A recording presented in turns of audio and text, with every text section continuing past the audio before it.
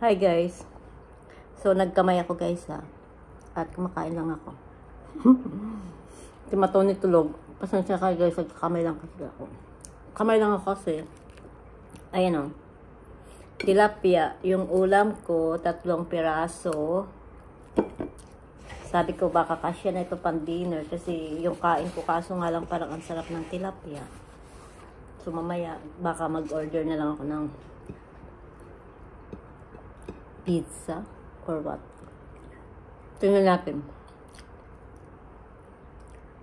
So, hindi pa talaga ako guys nakabili ng tag dito, stand.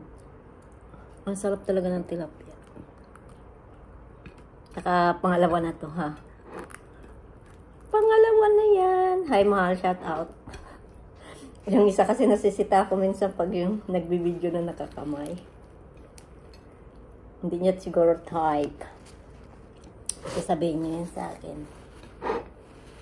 What to do? You have Filipina. Yan. Pero hindi naman nagkagalit, guys. So, gumawa lang din ako ng ensalada. Kamatis lang, tsaka sibuyas. Si Matoni tulog. Buti naman. Napansin ko, good boy siya today. Uy, nagdigay na ako. Busog na, pero parang gusto ko pa kasi kumain.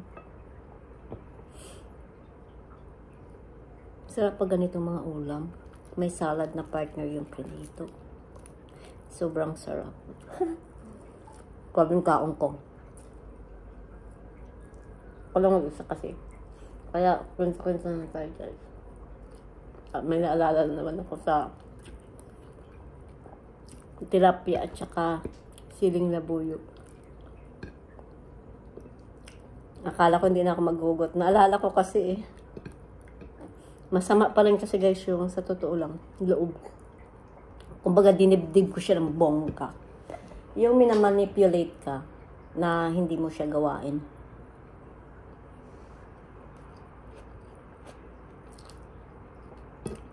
Tuloy naghugot na naman ako.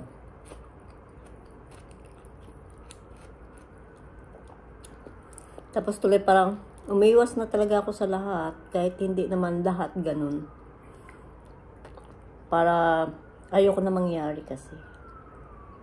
Ulit na ma-judge ba ako. Kaya iniwasan ko na ang lahat.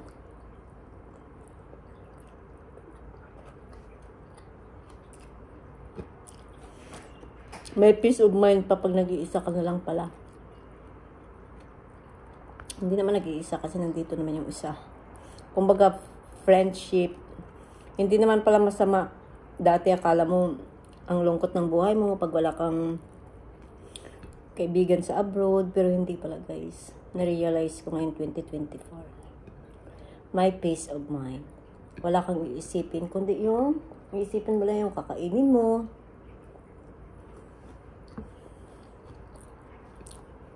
Wala kasi normal minsan nagkukwentuhan. Tapos minsan nandyan yung nagmamartisan. Diba? So, and nagiging ending sa away-away. Kaya mas okay pa pala yung ganito lang. Kaya umiwas na talaga ako guys.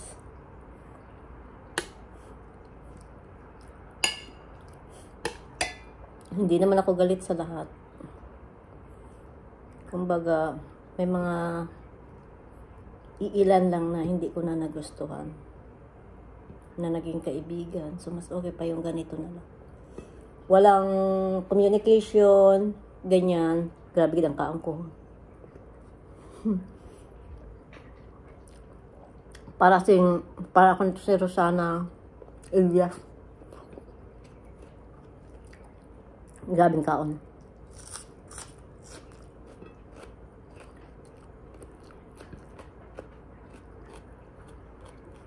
Ang daming kamatis sa giyama ko guys kasi yun. Yung 4 na peraso sira na pala. Marami kasi akong magbili. Na-stress kasi ako pag nakita ko wala kung konti lang yung stock ng laman ng kusina ko.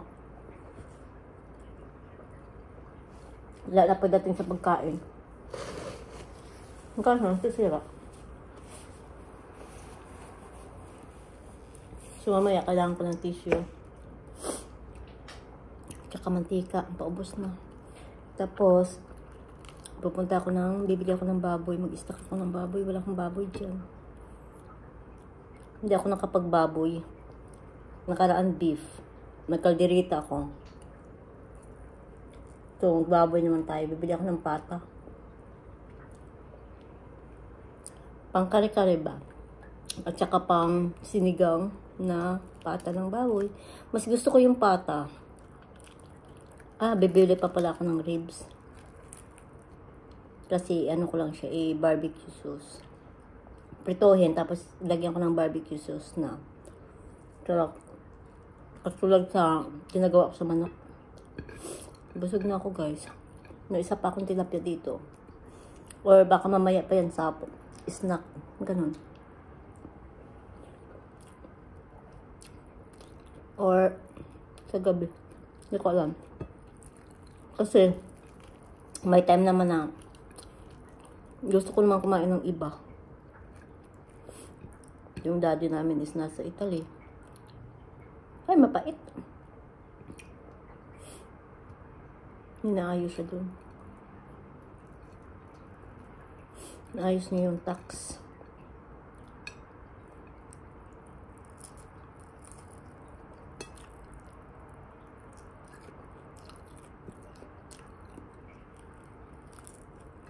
Gabi gila akong kakain pero hindi ko pakita. Kaya daw nagutuman ako.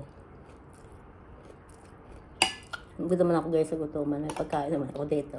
Kumbaga gusto ko lang kasi ng tilapia mainit pa. Tapos may salad. Kahit mag-isa ka lang. Ang sarap. Nagising ako alas 11 na. Kasi ignore ko lang si Matone na nahimik man siya. Humiga siya dun sa tabi ko. Nakatulog man siya. Hindi. Natulog kami hanggang alas 11. Tapos naglinis ako ng bahay. Yan. Tapos nagluto.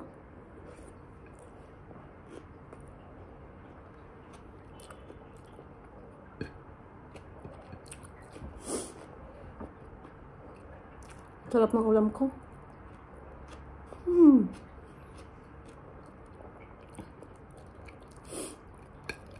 Sarap. Sarap talaga.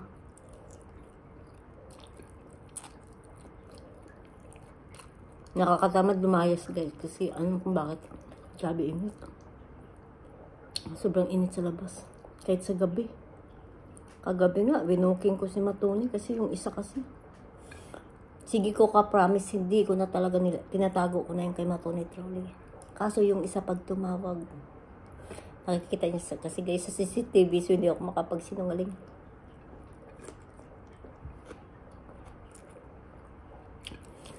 Alam niyo bakit kami naglagay ng CCTV? Bakit parang ang pagkain ko parang kaligri?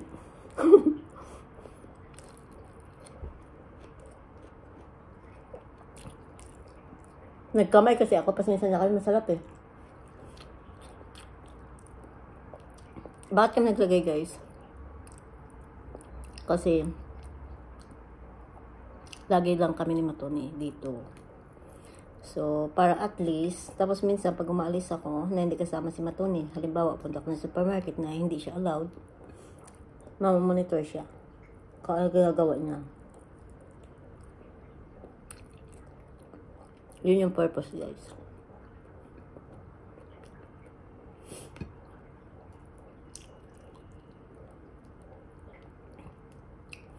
Nung dumating si Matone talaga, parang nagbago ang lahat. Parang akong may infant dito na iwan. Tapos yung isa din, parang sabi niya sa akin, para daw siyang may anak na talaga. Ay, yung sarili ba? Kasi si Nathan, malaki naman si Nathan.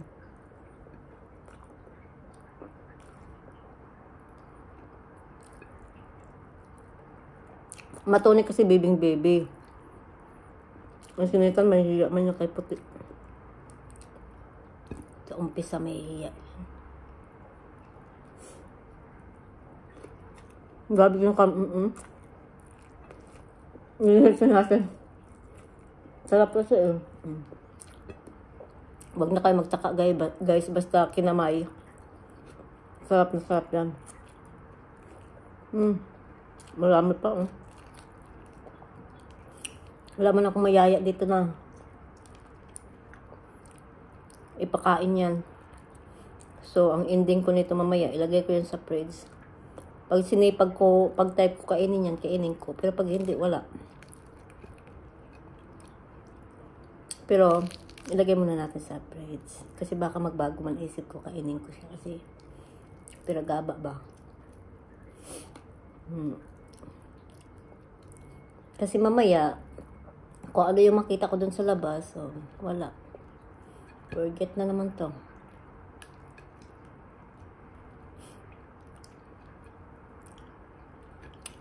Nagpabunot ako ng uban kay Rowie. Part-time yun, part-time. Bunot ng uban, part-time.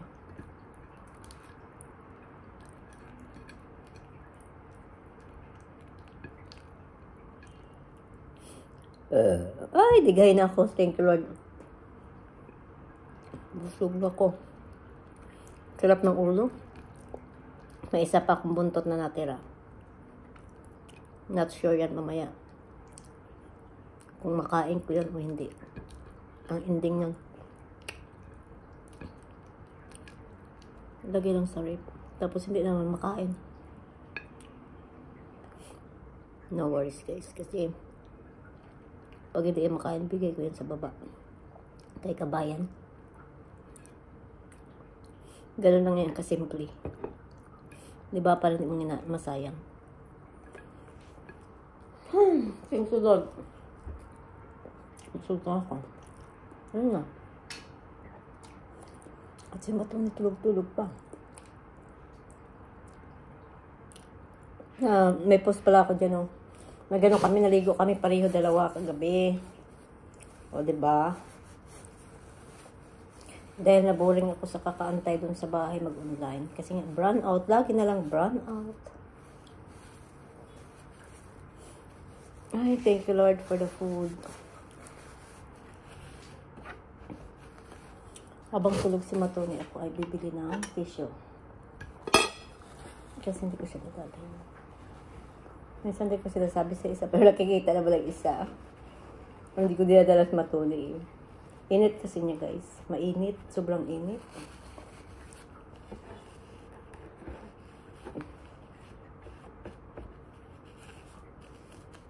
So, ayan na. Tapos na yung pagkain ko, guys. So, bye-bye, guys. At, naka 13 minutes na pala ako.